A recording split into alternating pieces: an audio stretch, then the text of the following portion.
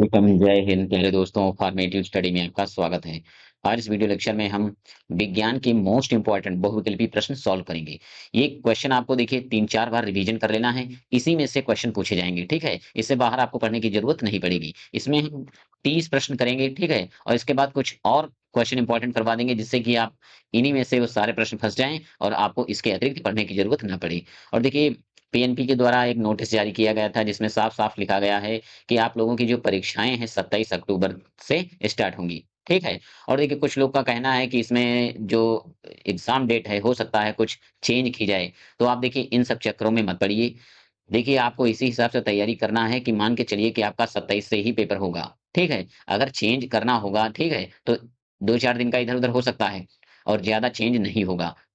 तो बस अभी से आप लोगों के पास 30 दिन का टाइम है। अभी से अच्छे से तैयारी करिए, ठीक है, जिससे कि आप 90 प्लस स्कोर कर सकें। और देखिए, आपको किसी भी प्रकार की लापरवाही नहीं करनी है और लगातार अच्छे से तैयारी करते रहना है। तो चलिए, बिना देरी के हुए क्लास को स्टार्ट करते हैं। तो देखिए, पहला क्वेश्चन है, निम्न में से सत्य फल का उदाहरण है। तो काजू, सेब, आम या अनानास। तो इसका राइट ऑप्शन होगा आम, ठीक है। अगला क्वेश्चन है, देखिए, दही से मक्खन को पृथक करने की विधि है। ऊर्ध्वपातन, वाष्पन, निस्पंदन या अपकेंद्रण। तो राइट ऑप्शन होगा अपकेंद्रण। अगला क्वेश्चन है, देखिए, पौधों की कलम लगाना एक प्रकार का जनन है। तो देखिए, अलैंगिक जनन, लैंगिक जनन या अनिषेचित जनन या कायिक जनन। तो राइट ऑप्शन होगा कायिक जनन। नेक्स्ट क्वेश्चन है, देखिए, गति के नियम के प्रतिपादक कौन है, यानी गति के नियम जो है किसने दिए। तो राइट ऑप्शन होगा न्यूटन ने, ठीक है। नेक्स्ट क्वेश्चन है, देखिए, निम्न में कौन सा पदार्थ ऊर्ध्वपातक नहीं है। तो राइट ऑप्शन होगा, देखिए, नमक। तो देखिए, अगला क्वेश्चन है, निम्नलिखित में कीट भक्षी पौधा है। तो देखिए, कौन सा कीट भक्षी पौधा है। तो उपर्युक्त सभी, राइट ऑप्शन होगा डी। इसमें सभी जो हैं कीट भक्षी पौधे हैं। अगला प्रश्न है, नमक के विलयन से नमक प्राप्त करने की विधि है। तो वाष्पन या छानना या निथारना या इनमें से कोई नहीं। तो राइट ऑप्शन होगा वाष्पन। अगले प्रश्न पर आते हैं। तो देखिए, द्रव्यमान का मानक मात्रक है। तो द्रव्यमान का मानक मात्रक होता है किलोग्राम, ठीक है। नेक्स्ट क्वेश्चन है, देखिए, प्रकाश संश्लेषण में उत्पन्न होने वाली ऑक्सीजन निकलती है। तो जल से या कार्बन डाइऑक्साइड से या शर्करा से या पर्णहरित से। तो राइट ऑप्शन होगा जल से, ए ऑप्शन। अगला देखिए, क्वेश्चन है, कोशिका भित्ति पाई जाती है। ये देखिए, मोस्ट इंपॉर्टेंट क्वेश्चन है। ये जब हम पेपर दे रहे थे, देखिए, डीएलएड का, तब भी ये क्वेश्चन आया था।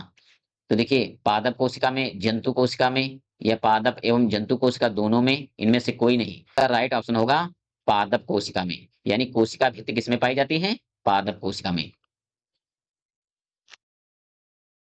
ये देखिए, यौगिक का उदाहरण है। तो वायु, धुआं या चीनी का विलयन। तो देखिए, चीनी जो है क्या है, यौगिक है।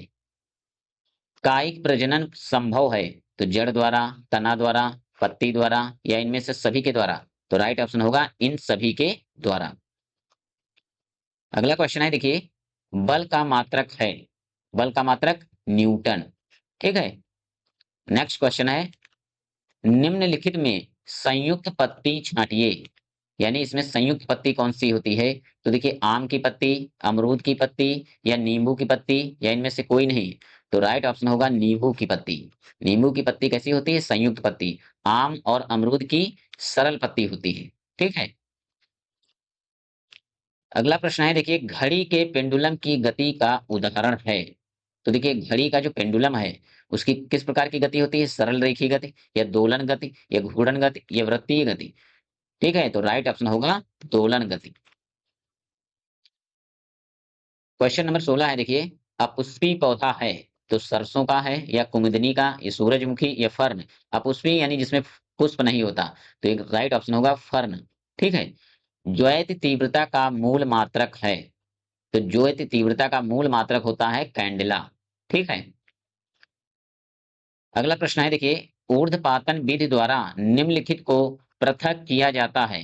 यानी ऊर्ध्वपातन विधि द्वारा किसको पृथक किया जाता है, चीनी एवं जल के मिश्रण को। गलत है, देखिए, रेत एवं जल के मिश्रण को, ये भी सही नहीं है। लकड़ी का बुरादा, ये भी नहीं। तो राइट ऑप्शन हो जाएगा नमक एवं कपूर के मिश्रण को। ठीक है, चलिए अगले प्रश्न पर आते हैं।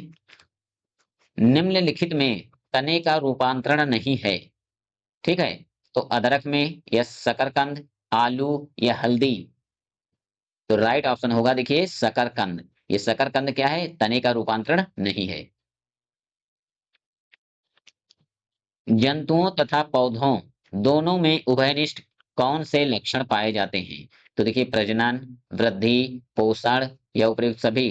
तो देखिए जंतुओं तथा पौधों दोनों में उभयनिष्ठ यानी दोनों में कॉमन लक्षण कौन होते हैं? तो प्रजनन भी होता है, वृद्धि भी होती है, पोषण भी होता है, यानी उपयुक्त सभी।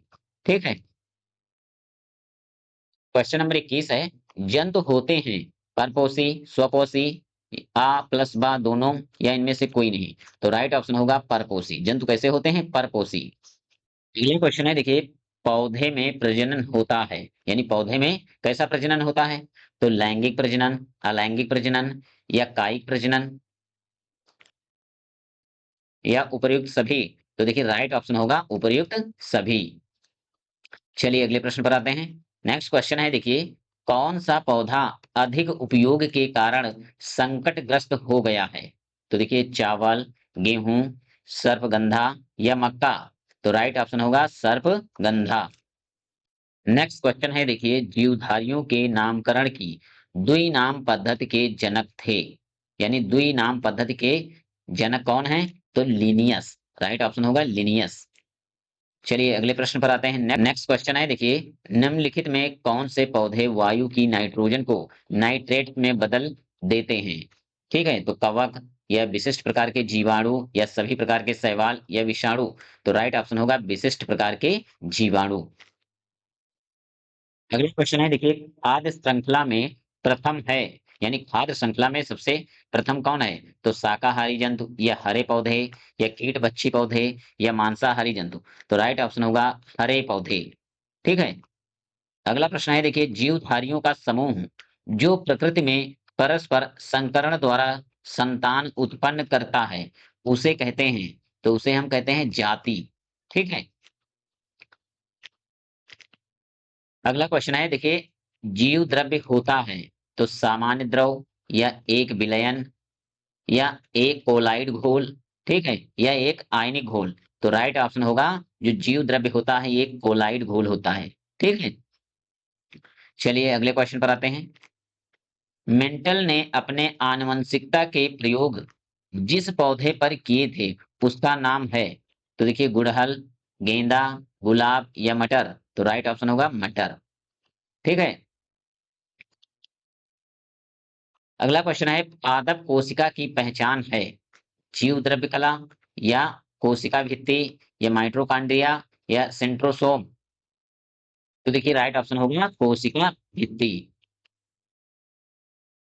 अगला क्वेश्चन है देखिए, स्तंभ कंटक तने के रूपांतर हैं क्योंकि देखिए कंटक पर पर्व तथा पर्व संधियां होती हैं, ये तने पर लगे होते हैं या फिर ये पौधों की रक्षा करते हैं, या देखिए ये कक्षस्थ कलिका से विकसित होते हैं तथा इन पर पर्व एवं पर्व संधियां होती हैं। तो राइट ऑप्शन होगा दा। ठीक है, चलिए अगले क्वेश्चन पर आते हैं। अंगूर में प्रतान रूपांतर है तो तने का। ठीक है, क्वेश्चन नंबर 33 है, तना प्रतान का उदाहरण है। तो देखिए तना प्रतान का उदाहरण कौन है? तो अंगूर। ठीक है, एक बीज पत्री जड़ों में संवहन बंडलों की संख्या होती है, यानी एक बीज पत्री जड़ों में संवहन बंडलों की संख्या होती है 8। ठीक है, अगला क्वेश्चन है, पेड़ किस प्रकार के जल को अवशोषित करते हैं? तो देखिए आर्द्र जल को, गुरुत्वीय जल को या बंधित जल को या कोशिका जल को। तो राइट ऑप्शन होगा कोशिका जल। ठीक है, अगला क्वेश्चन है देखिए, जड़ों द्वारा अवशोषित जल पत्तियों तक पहुंचता है। ठीक है, तो फ्लोएम द्वारा या जाइलम द्वारा। तो राइट ऑप्शन होगा जाइलम द्वारा। ठीक है, मैनग्रोव पौधों की जड़ें वातावरण से ऑक्सीजन किसकी सहायता से प्राप्त करती हैं? तो देखिए वेलोमेन ऊतक द्वारा या न्यूमेटोफोर द्वारा। तो राइट ऑप्शन होगा बी। ठीक है, अगला प्रश्न क्या कह रहा है, मूसला जड़ पाई जाती हैं। तो देखिए मूसला जड़ सरसों में पाई जाती है। जब ये देखिए हम चैप्टर वाइज सब पढ़ रहे थे तो सारी चीजें पढ़ चुके हैं, ठीक है। अगर आपने अभी तक चैप्टर वाइज नहीं पढ़ा तो एक बार जरूर क्लासेस देख लीजिए। और देखिए ज्यादा लंबी क्लासेस भी नहीं है, बहुत जल्दी आप सिलेबस पूरा कर सकते हैं, ठीक है। अगला क्वेश्चन है देखिए, बरगद में पौधों की शाखाओं से लटकने वाली जड़ें होती हैं। अब स्तंभ जड़ें, आरोही जड़ें, या आर्द्रताग्राही जड़ें, या स्तंभ जड़ें। तो राइट ऑप्शन होगा स्तंभ जड़ें। क्वेश्चन है देखिए, सरसों के पौधे में पाया जाने वाला पुष्प क्रम। तो सीमाक्ष, असीमाक्ष, या कुंडक, या सूकी। तो राइट ऑप्शन होगा असीमाक्ष। तो देखिए अगला क्वेश्चन है, सरसों का पौधा है झाड़ी, वृक्ष, या सूखाए, या साग। तो देखिए राइट ऑप्शन होगा साग। दूब घास पौधा है बिसर्पी, अनुसर्पी, आरोही, या वल्लरी। तो राइट ऑप्शन होगा बिसर्पी। दूब घास कैसा पौधा होता है, बिसर्पी। तो चलिए आज की क्लास को हम यहीं पे विराम देते हैं। उससे पहले अगर आपने वीडियो को लाइक नहीं किया तो लाइक कर दीजिए, चैनल को सब्सक्राइब नहीं किया तो सब्सक्राइब कर दीजिए। मिलते हैं नेक्स्ट क्लास में, तब तक के लिए जय हिंद।